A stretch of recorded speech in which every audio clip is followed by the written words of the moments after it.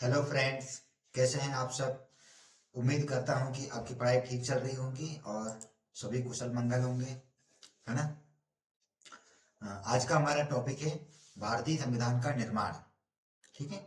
हमारे देश का जो संविधान है वो किस प्रकार बना है, उसकी क्या प्रक्रिया है, उसके बारे में हम जानेंगे आज। ठीक है। कोई दिक्कत? नो।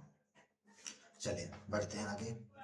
देखो, भारतीय संविधान का जो निर्माण है वह केवल एक कानूनी प्रक्रिया नहीं है, बल्कि सदियों के राष्ट्रीय आंदोलन और औपनिवेशिक शासन के विरुद्ध संघर्ष का एक परिणाम था। ठीक है।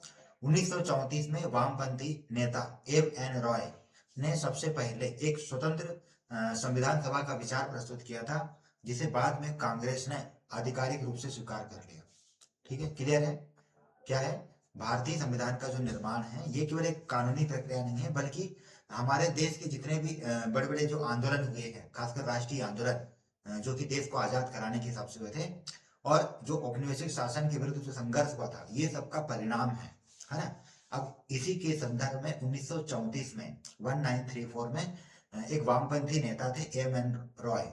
उन्होंने, है ना, सबसे पहले एक स्वतंत्र संविधान सभा का विचार प्रस्तुत किया था, जिसे बाद में जो भारतीय राष्ट्रीय कांग्रेस थी, है ना, उसने आधिकारिक रूप से स्वीकार कर लिया था। ठीक है। अब द्वितीय विश्व युद्ध के बाद, द्वितीय विश्व युद्ध कब हुआ था? 1939 से 45, है ना। इसके बाद जो है बदलती वैश्विक परिस्थितियों और ब्रिटिश सरकार पर बढ़ते दबाव के कारण वर्ष 1946 में कैबिनेट मिशन भारत भेजा गया। ठीक है। इस मिशन की संस्तुतियों के आधार पर भारतीय संविधान सभा का एक ढांचा तैयार हुआ, जिसमें प्रांतीय विधानसभाओं द्वारा सदस्यों का अप्रत्यक्ष चुनाव सुनिश्चित किया गया। क्लियर? क्या हुआ? जो द्वितीय विश्व युद्ध हुआ था 1939 से 45, उसके बाद कुछ परिस्थितियां इस तरह की क्रिएट हो गई थी, है ना।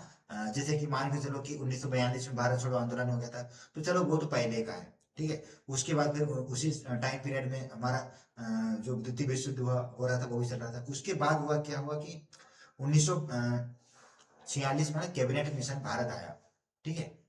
उसने जो है ब्रिटिश अच्छा, उस समय है ना एक मानकर चलो कि एक ये घटना भी हुई थी कि उस समय ना ब्रिटेन में ना सरकार बदली थी, है ना। उस समय वहां पर सरकार चेंज हुई थी अ, चुनाव के माध्यम से।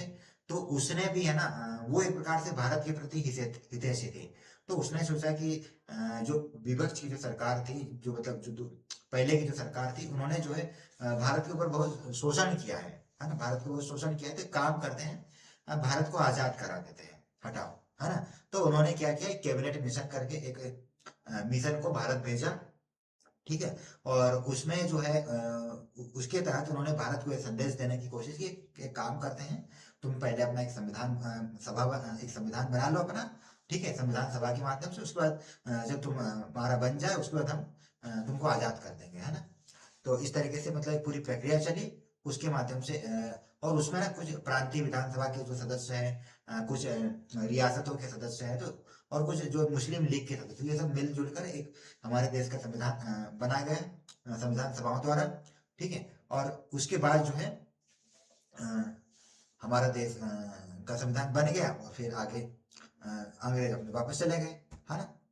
तो अब इसी के क्रम में प्रोसेस हम जानते हैं कि क्या क्या प्रोसेस रही थी। ठीक है। तो संविधान सभा की जो पहली ऐतिहासिक बैठक थी, वो 9 दिसंबर 1946 को नई दिल्ली के कॉन्स्टिट्यूशन हॉल में आयोजित हुई थी। ठीक है। मुस्लिम लीग ने इस बैठक का बहिष्कार किया था। ठीक है। इस सभा में जो सबसे बुजुर्ग सदस्य थे, जो कि उनका नाम था डॉक्टर सच्चिदानंद सिन्हा, उनको उनकी वरिष्ठता के सम्मान में उनको, है ना, अस्थाई अस्थाई है, स्थाई नहीं, अस्थाई अध्यक्ष पद हेतु चुना गया था। ठीक है। तो ये जो है पहली बैठक के तहत ये सब निर्णय लिए गए। क्या हुआ? पहली बैठक कब हुई थी? 9 दिसंबर 1946 को। ठीक है। नई दिल्ली में हुई थी। और इसमें, है ना, मुस्लिम लीग के कोई भी सदस्य शामिल नहीं, बल्कि उन्होंने इसका बहिष्कार किया। ठीक है। और इसी सभा में जो सबसे बुजुर्ग सदस्य थे डॉक्टर सच्चिदानंद सिन्हा, उनकी वरिष्ठता के सम्मान में उनको अस्थायी अध्यक्ष बनाया गया। ठीक है। अच्छा, इसके बाद जो है 11 दिसंबर 1946, मतलब 2 दिन बाद, डॉक्टर राजेंद्र प्रसाद को निर्विरोध जो स्थायी अध्यक्ष निर्वाचित किया गया। वो तो अस्थायी थे, है ना, अध्यक्ष।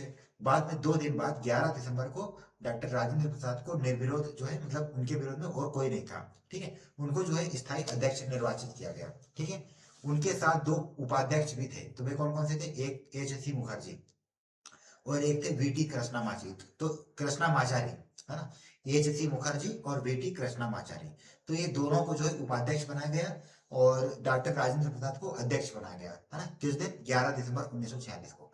अच्छा, इसके अलावा संवैधानिक सलाहकार के रूप में सर बी एन राव को नियुक्त किया गया, बी एन राव, है ना, इनको जो है संवैधानिक सलाहकार बनाया गया। और इन्होंने जो है विभिन्न संविधानों का तुलनात्मक मसौदा तैयार करने में भी मदद की है। किसने? बी एन राव, है ना। इन्होंने जो है विभिन्न संविधान का जो तुलनात्मक मसौदा है, मतलब जो भी एक उसका रूप है, उसको तैयार करने में इन्होंने मदद की है। ठीक है। अच्छा, आगे बढ़ते हैं। फिर 13 दिसंबर 1946 को पंडित जवाहरलाल नेहरू ने उद्देश्य प्रस्ताव को 13 दिसंबर 1946 को जो उन्होंने उद्देश्य प्रस्ताव रखा था, उसमें संविधान निर्माण की वैचारिक नींव रखी गई। मतलब उद्देश्य प्रस्ताव एक प्रकार से प्रस्तावना कह सकते हो, है ना। जो प्रस्तावना है उसको हम उद्देश्य प्रस्ताव भी कहते हैं। तो वो पंडित जवाहरलाल नेहरू द्वारा 13 दिसंबर 1946 को रखी गई थी। ठीक है। और इसमें भारत को एक संप्रभु गणराज्य बनाने और नागरिकों को न्याय, स्वतंत्रता और समानता सुनिश्चित करने का संकल्प लिया गया था।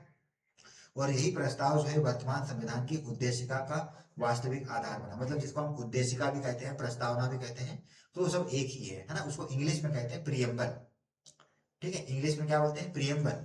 लेकिन हिंदी में उसको उद्देशिका भी कहते हैं, प्रस्तावना भी कहते हैं। क्यों? क्योंकि वो एक उद्देश्य प्रस्ताव के तहत आई थी, है ना। ठीक है। और उसने जो है हमारे संविधान निर्माण की एक वैचारिक नींव रखी, है ना। और इसमें जो है भारत को एक संप्रभु गणराज्य बनाने और नागरिकों को न्याय, स्वतंत्रता और समानता सुनिश्चित करने हेतु बहुत सारे संकल्प के बारे में जानकारी दी गई है। ठीक है, आगे बढ़े।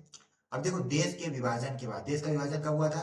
15 अगस्त 1947 को, है ना। 14 अगस्त को पाकिस्तान देश बना और मतलब आजाद हुआ, और मतलब पाकिस्तान का निर्माण हुआ। और 15 अगस्त को भारत का निर्माण हुआ, है ना।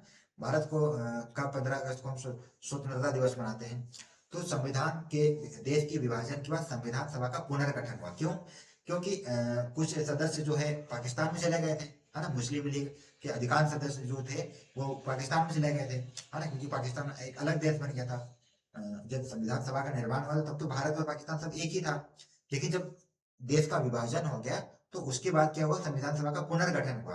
तो फिर माउंटबेटन योजना जो थी 3 जून 1947 वाली, उसके तहत जो है विभाजन के पश्चात सदस्यों की कुल संख्या जो है 389 से घटकर 299 रह गई, 299 रह गई। ठीक है, पहले कितनी थी? 389, 389। बाद में कितनी रह गई? 299, 299। ठीक है। अब देखो, रियासतों और ब्रिटिश प्रांतों के प्रतिनिधियों ने मिलकर स्वतंत्र भारत की नई नियति लिखने के लिए कठिन परिश्रम प्रारंभ किया और अपनी प्रतिबद्धता दोहराई। कहने का मतलब है कि जब देश का विभाजन हो गया, संविधान सभा का पुनर्गठन हो गया, उसके बाद सदस्यों की संख्या कम हो गई, है ना, लगभग 100 से भी कम हो, मतलब 100 से ज्यादा सीट कम हो गई। पहले 389 थी, बाद में कितनी हो गई? 299। मतलब कितनी कम चली गई? 90 सीट, है ना। 90 सीट कम हो गई, है ना। तो 90 सीटें जो है पाकिस्तान में चली गई। ठीक है। अब उसके बाद क्या हुआ कि जो भी रियासत थी और जो भी ब्रिटिश प्रांत थे, उन सबको मिलाकर जो है एक स्वतंत्र भारत को बनाने के लिए उसके संविधान का निर्माण किया गया। और लोगों ने जो है उस पर काम किया। ठीक है। तो संविधान सभा ने जटिल कार्यों को सुचारू रूप से चलाने के लिए बाद में 22 विभिन्न समितियों का गठन किया। 1 2 3 4 इस तरीके से टोटल 22 विभिन्न समितियों का गठन किया, ताकि जो है अलग अलग तरीके से सब काम कर सके। किसी को अलग डिपार्टमेंट दे दिया, किसी को अलग डिपार्टमेंट दे दिया, तो सब अलग अलग क्षेत्रों में काम करते थे, है ना। तो इसमें जो है संघ शक्ति समिति और प्रांतीय विधान समिति, प्रारूप समिति और मूल अधिकार उप समिति, ये सब प्रमुख थी, है ना। इन समितियों का उद्देश्य जो है प्रत्येक विषय पर विशेषज्ञों के माध्यम से गहन विचार विमर्श कर रिपोर्ट प्रस्तुत करना था। मतलब इस तरह के ना टोटल 22 समिति थी। इसमें कुछ प्रमुख समितियां थी, जैसे कि संघ शक्ति समिति, प्रारूप समिति, प्रांतीय संविधान समिति और मूल अधिकार उप समिति। तो इस तरीके से जो संविधान के जो अलग अलग खंड है या अलग अलग जो भाग है, तो सबके आधार पर अलग अलग जो है समितियां बनाई गई थी। और सब अलग अलग समितियां जो है अब उसके हिसाब से अलग अलग विशेषज्ञों के माध्यम से गहन विचार विमर्श करती थी और एक अपनी रिपोर्ट तैयार करती थी। ठीक है, यहाँ तक क्लियर। अब देखो, 29 अगस्त 1947 को 7 सदस्यीय प्रारूप समिति का गठन किया गया, जिसकी अध्यक्षता का दायित्व जो है डॉक्टर भीमराव अंबेडकर को दिया गया, है ना। इस समिति का जो प्राथमिक कार्य था वह विभिन्न समितियों द्वारा दी गई रिपोर्टों के आधार पर संविधान का एक अंतिम और परिष्कृत कानूनी मसौदा तैयार करना था। मतलब इसका काम क्या था, जितनी भी जो अलग अलग समिति है सबसे अपना काम लेना और उसके हिसाब से एक अंतिम उसको संकलन करना, प्रारूप, उसका एक प्रारूप तैयार करना, इसलिए उसका नाम जो है प्रारूप समिति है ना। तो इसमें टोटल 7 सदस्य थे और उसमें भीमराव अंबेडकर को उसका अध्यक्ष बनाया गया, ठीक है। और इनका इनका काम क्या था, इनका काम था विभिन्न समितियों द्वारा जो भी रिपोर्ट उन्होंने तैयार की है अपने काम के हिसाब से, उसको उसको ना एक अंतिम रूप देना, है ना, मतलब उसका एक प्रारूप तैयार करना, ठीक है। तो वो काम जो है डॉक्टर भीमराव अंबेडकर की जो प्रारूप समिति थी उसको दिया गया, ठीक है। अब डॉक्टर भीमराव अंबेडकर ने विभिन्न देशों के संवैधानिक अनुभवों को भारतीय सामाजिक सांस्कृतिक परिवेश में डालने का एक असाधारण कार्य किया है ना। उनके इस अतुलनीय योगदान के कारण ही उन्हें भारतीय संविधान का जनक और आधुनिक मनु की संज्ञा दी गई है। इसके अलावा उनको भारत रत्न भी दिया गया है, लगभग 1990 के आसपास दिया गया है, ठीक है। तो इस प्रकार उन्होंने जो है ना वंचित वर्गों के अधिकारों को संवैधानिक सुरक्षा प्रदान की है।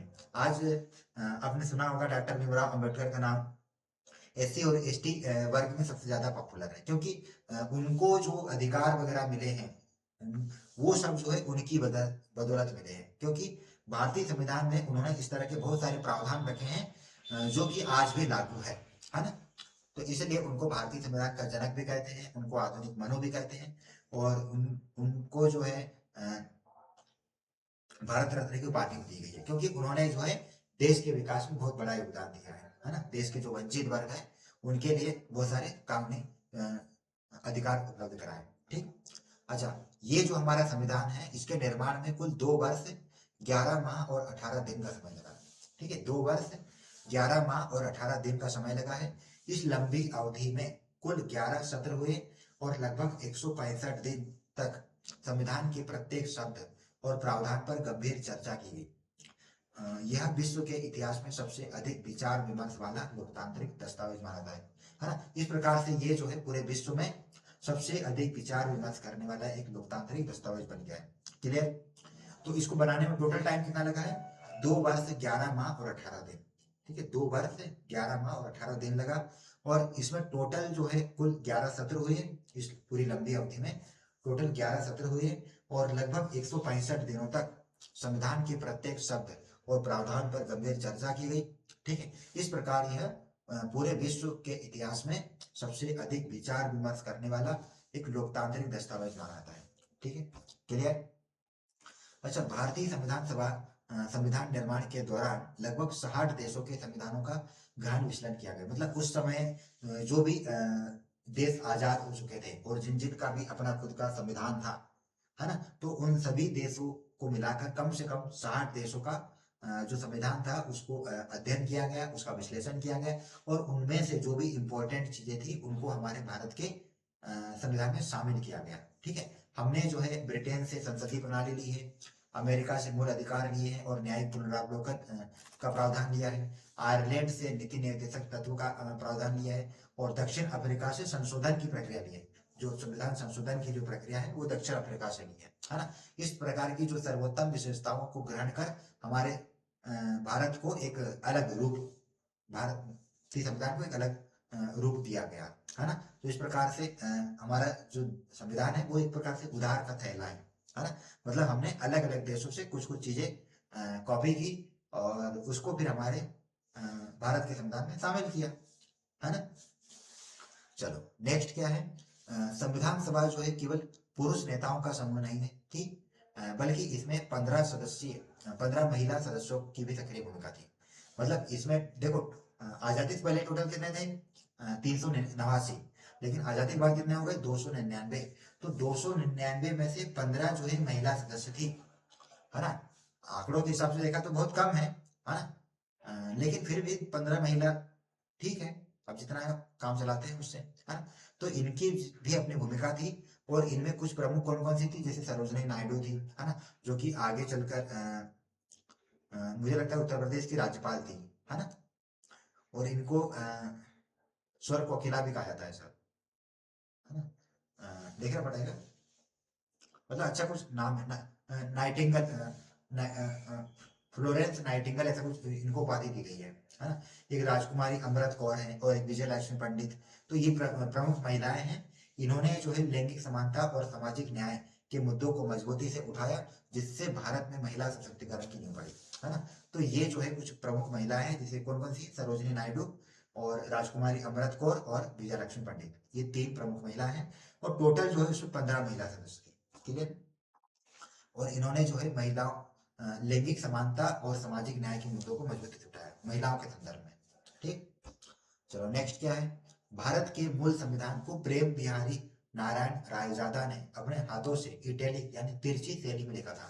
जो भारत का जो मूल संविधान था ना, उसको प्रेम बिहारी नारायण रायजादा ने अपने हाथों से इटैलिक यानी तिरछी शैली में लिखा था, जिसे शांति निकेतन के कलाकारों जैसे नंदलाल बोस ने भारतीय इतिहास और संस्कृति के चित्रों से सजाया, और जिससे यह एक अनूठी कलात्मक और ऐतिहासिक धरोहर बन गया। अब देखो ये चीज के बारे में बहुत लोगों को पता नहीं होगा, है ना, लेकिन मैंने कहीं गूगल से ये चीज निकाली, इसलिए मैं आपके सामने शेयर कर रहा हूँ, है ना, कि जो हमारा भारत का जो मूल संविधान था, उसको प्रेम बिहारी नारायण रायजादा ने अपने हाथों से इटैलिक शैली में लिखा था।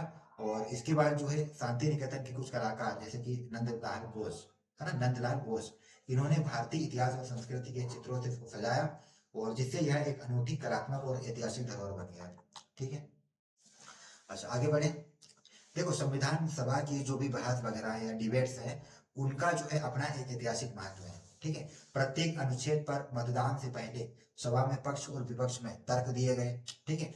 अल्पसंख्यकों के अधिकारों और केंद्र राज्य संबंधों पर लंबी चर्चाएं हुई, ताकि भविष्य में किसी भी प्रकार की तानाशाही या संवैधानिक गतिरोध से बचा जा सके, है ना। तो इसलिए क्या हुआ कि जितने भी जितने भी जो अलग अलग बहस हुई है, उनका जो है हर हर बहस में जो है संविधान के जितने भी अनुच्छेद है उन पर चर्चाएं हुई है ना। चाहे वो अल्पसंख्यक के अधिकार की बात हो, चाहे वो केंद्र राज्य संबंध की बात हो, चाहे मूल अधिकार की बात हो, है ना। मतलब हर टॉपिक पर जो है चर्चा हुई है, ताकि जो है भविष्य में किसी प्रकार की जो है प्रॉब्लम ना हो, है ना।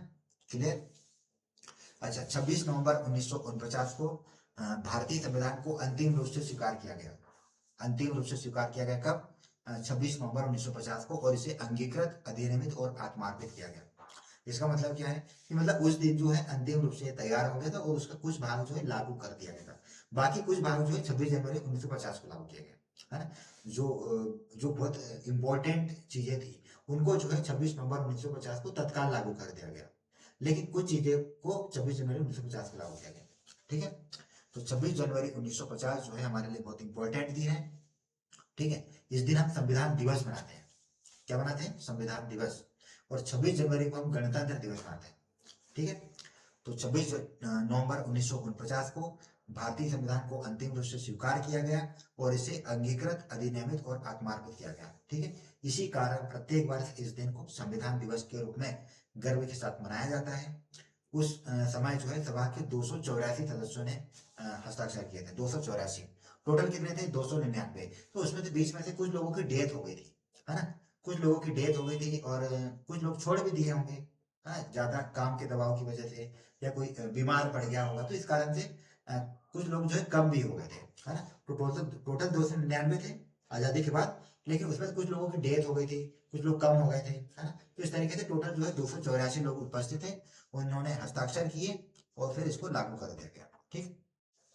हालांकि संविधान जो है 1949 में तैयार हो गया था, लेकिन इसके अधिकांश प्रावधानों को लागू करने के लिए 26 जनवरी 1950 की तिथि चुनी गई। इसका ऐतिहासिक कारण यह था कि 1930 में इसी दिन रावी नदी के तट पर कांग्रेस ने पूर्ण स्वराज का नारा देकर स्वतंत्रता दिवस मनाया था, ठीक है। हालांकि संविधान जो है 1949 में तैयार तो हो गया था, 26 नवंबर 1949 को ही तैयार हो गया था, लेकिन इसके कुछ प्रावधान, है ना, को लागू करने के लिए मतलब देखो कुछ प्रावधान तो 26 नवंबर 1949 को ही लागू कर दिए गए थे साइन करने के बाद, लेकिन कुछ प्रावधानों को रोक कर रखा गया, और उनको 26 जनवरी 1950 को लागू किया गया। क्यों? कि इसका अपना एक ऐतिहासिक महत्व है, और वो क्या है कि 1930 में इसी दिन रावी नदी के तट पर कांग्रेस ने पूर्ण स्वराज का नारा देकर स्वतंत्रता दिवस मनाया था 1930 में, ठीक है। तो इस कारण जो है कुछ प्रावधानों को बाद के लिए रोक दिया गया था, ठीक है। अच्छा 24 जनवरी 1950 को संविधान सभा की अंतिम बैठक आयोजित की गई थी, और इस दिन संविधान की मूल प्रतियों पर हस्ताक्षर किए गए और जन गण मन को राष्ट्रगान और वंदे मातरम को राष्ट्रगीत के रूप में स्वीकार किया गया। साथ ही इसी दिन डॉक्टर राजेंद्र प्रसाद को भारत के प्रथम राष्ट्रपति के रूप में चुना गया। मतलब इस दिन जो है बहुत सारे काम हुए हैं। 24 जनवरी 1950 को कौन कौन से काम हुए? एक तो संविधान सभा की अंतिम बैठक हुई थी। दूसरी बात, इसकी जो संविधान की जो भी मूल प्रतियां हैं उन पर हस्ताक्षर हुए। इसके बाद जो जन गण मन, इसको राष्ट्रगान और वंदे मातरम को राष्ट्रगीत के रूप में स्वीकार किया गया, है ना, देश के राष्ट्रीय गीत, है ना। और डॉक्टर राजेंद्र प्रसाद को भारत का प्रथम राष्ट्रपति के रूप में चुना गया। और है ना, ये शायद 10 साल तक बने थे, है ना, मतलब 1950 से लेकर 1960 तक 10 साल तक रेगुलर रहे। ठीक। और अभी तक ये भारत के सबसे ज्यादा समय तक राष्ट्रपति रहने वाले व्यक्ति हैं, डॉक्टर राजेंद्र प्रसाद, है ना।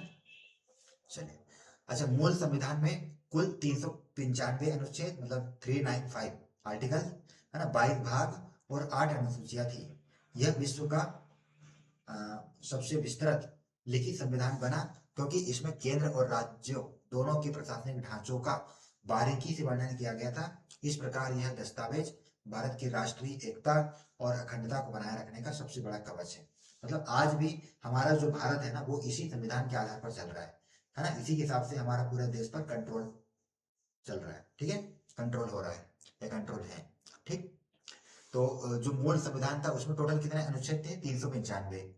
और भाग कितने थे? 22। और अनुसूचियां कितनी थी? 8, है ना। तो ये सब चीज ध्यान रखने की है। और इसके अलावा ये जो है ना, विश्व का सबसे बड़ा लिखित संविधान है। कौन सा संविधान है? मौखिक है कि लिखित? लिखित है। और छोटा है कि बड़ा? सबसे बड़ा है। ठीक है। और इसमें जो है केंद्र और राज्यों के लिए अलग से बहुत विस्तार से जो है प्रशासनिक ढांचों का वर्णन किया गया। ठीक है। और ये जो है ना, भारत की एकता और अखंडता दोनों को बनाए रखने के लिए सबसे बड़ा जो है कवच है। ठीक, कवच का मतलब एक सुरक्षा का माध्यम। अच्छा, भारतीय संविधान जो है लचीलेपन और कठोरता दोनों का एक संतुलित समन्वय है क्योंकि इसमें जो है शक्ति का पृथक्करण का सिद्धांत भी है, जैसे कि न्यायपालिका, कार्यपालिका, विधायिका सबके लिए अलग अलग कानून वगैरह भी है। साथ में इसमें संवैधानिक संशोधन अधिनियम भी है, आपातकाल के प्रावधान है। इस तरह के बहुत सारे प्रावधान वगैरह है जिसके हिसाब से हम इसको लचीलेपन और कठोरता दोनों का एक संतुलित समन्वय भी कह सकते हैं। ठीक है। अनुच्छेद 368 के माध्यम से इसमें संशोधन की व्यवस्था दी गई है ताकि यह बदलती पीढ़ियों की आवश्यकताओं को पूरा कर सके, है ना। हालांकि सर्वोच्च न्यायालय ने बाद में स्पष्ट किया कि संविधान के मूल ढांचे को नहीं बदला सकते। मूल ढांचा मतलब जो उसका बेसिक स्ट्रक्चर है ना, उसको नहीं बदला जा सकता। इसके अलावा तुम कुछ भी कर सकते हो, है ना। तो हमारे जो देश की जो संसद है वो इसको समय समय पर बदलती रहती है, कुछ कुछ नियम कानून बनते रहते हैं हर साल, है ना। लेकिन ये मूल ढांचे को नहीं बदल सकते, जो बेसिक स्ट्रक्चर है उसको नहीं बदल सकते, ये सर्वोच्च न्यायालय ने स्पष्ट किया है। ठीक है। बाकी संसद कुछ भी का पुराने अनुच्छेद है उनको बदल सकती है, नया बना सकती है, कुछ भी कर सकती है, बस मूल ढांचे को बरकरार रखती है। ठीक। तो इस प्रकार 26 जनवरी 1950 को भारत एक पूर्ण लोकतांत्रिक गणराज्य के रूप में घोषित हुआ। ठीक है। संविधान ने हम भारत के लोग की अवधारणा के माध्यम से सर्वोच्च शक्ति जो है जनता को समर्पित की। और आज हमारा संविधान दुनिया के सबसे सफल लोकतंत्रों के मार्गदर्शक के रूप में अपनी सार्थकता सिद्ध कर रहा है। तो ये इस प्रकार से हमारे भारत का संविधान का निर्माण की एक प्रक्रिया है ना। तो फिर मिलते हैं नेक्स्ट क्लास में, है ना।